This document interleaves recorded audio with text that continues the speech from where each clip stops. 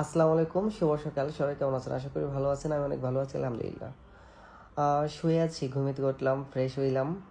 তো এখন ভাবতেছি আপনাদের সাথে একটা বিষয় শেয়ার করব। চলেন সেটা দেখাই এবং বলি। আর সেটার জন্য বাইরে যেতে হবে। আজকে সকালে ঘুমিয়ে উঠার পরে ওরে আল্লাহ এত পরিমাণ রোদ উঠছে বাইরে তেলেতে। ওকে, এসে পড়ছে, এখন প্র্যাকটিক্যাল দেখাচ্ছি, দাঁড়ান। এটা হচ্ছে আমার বাসা নিচে দেখেন, ইচ্ছা শক্তি থাকলে কি মানে সবকিছু করা সম্ভব। দেখছেন, এটা হচ্ছে ঝালমুড়ি মাছের কার্টন, আর এই কার্টনের মধ্যে হালকা বালু দিয়া আপনার বুনছি। এটা হলো বাঁধাকপি। দেখছেন কত সুন্দর হয়েছে। আর এটা হচ্ছে সালাদ, মাঝে মাঝে সালাদ খেতে মন চাই, সালাদ। আর এইটা হইতেছে আমাদের বাংলাদেশের পেঁয়াজ। দেখছেন পেঁয়াজগুলো কত সুন্দর বড় হয়েছে। মানে ইচ্ছা থাকলে সবকিছু সম্ভব।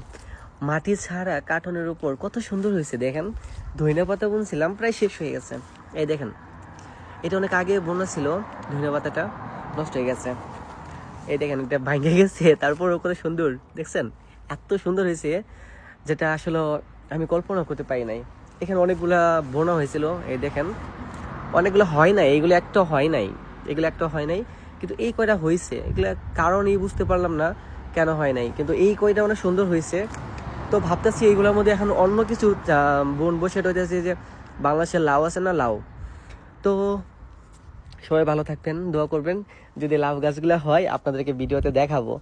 আর যারা ইতালিতে বাসা বাড়িতে আছেন তারা চেষ্টা করবেন এগুলো চাষ করার জন্য।